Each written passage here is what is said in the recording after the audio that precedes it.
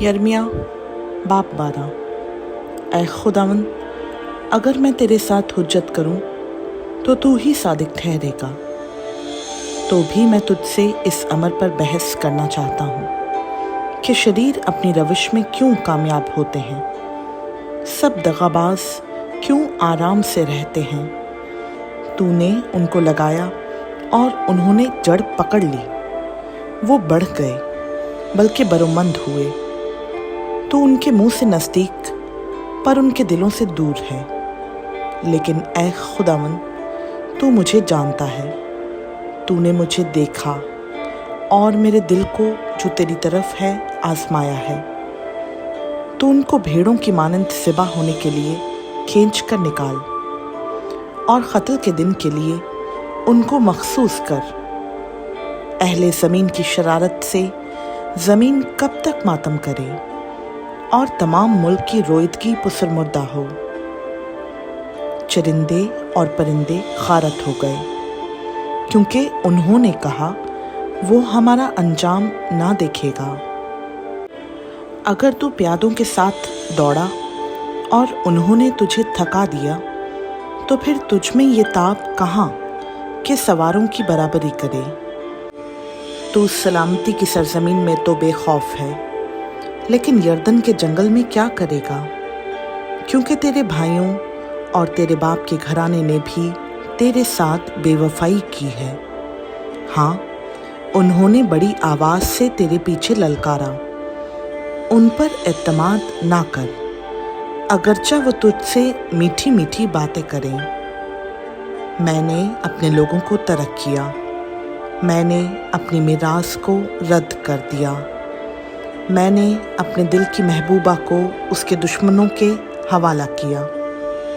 मेरी मिरास मेरे लिए जंगली शेर बन गई। उसने मेरे खिलाफ अपनी आवाज़ बुलंद की, इसलिए मुझे उससे नफरत है। क्या मेरी मिरास मेरे लिए अबलख शिकारी परिंदा है? क्या शिकारी परिंदे उसको चारों तरफ घेरे हैं? आओ, सब दश्ती दरिंदों को जमा करो, उनको लाओ कि वो खा जाएं। बहुत से चरवाहों ने मेरे ताकिस्तान को ख़राब किया, उन्होंने मेरे बखरा को पामाल किया। मेरे दिल पसंद बखरा को उजाड़ कर बियाबान बना दिया।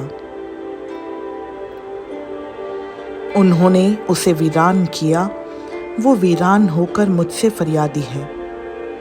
सारी ज़मीन वीरान हो गई, तो भी कोई इसे खातिर में नहीं लाता। बियाबान के सब पहाड़ों पर गारत कर आ गए हैं, क्योंकि खुदावन की तलवार मुल्क के एक सिरे से दूसरे सिरे तक निकल जाती है और किसी बशर को सलामती नहीं।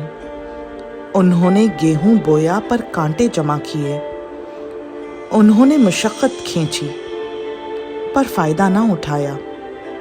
खुदावन के कहर शदीद के सबब से अपने अंजाम से शर्मिंदा हो। मेरे सब शरीर पड़ोसियों के खिलाफ खुदावन यूँ फरमाता है कि देख, जिन्होंने उस मिरास को छुआ जिसका मैंने अपनी कौम इस्राएल को वारिस किया, मैं उनको उनकी सरजमीन से उखाड़ डालूँगा और यहूदा के घराने को उनके दरमियान से निकाल फेंकूँगा।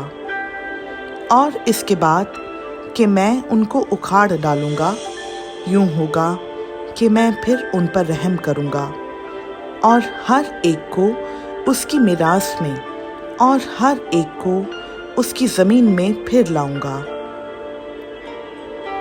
और यूँ होगा कि अगर वो दिल लगाकर मेरे लोगों के तरीक़े सीखेंगे कि मेरे नाम की कसम खाएं कि खुदावन ज़िंदा है, जैसा कि उन्होंने मेरे लोगों को सिखाया कि बाल की कसम खाएं, तो वो मेरे लोगों में शामिल होकर कायम हो जाएंगे। लेकिन अगर वो शिनवा ना होंगे, तो मैं उस कौम को यकलख्त उखाड़ डालूँगा और नेस्तो नाबूद कर दूँगा। खुदावन फरमाता है।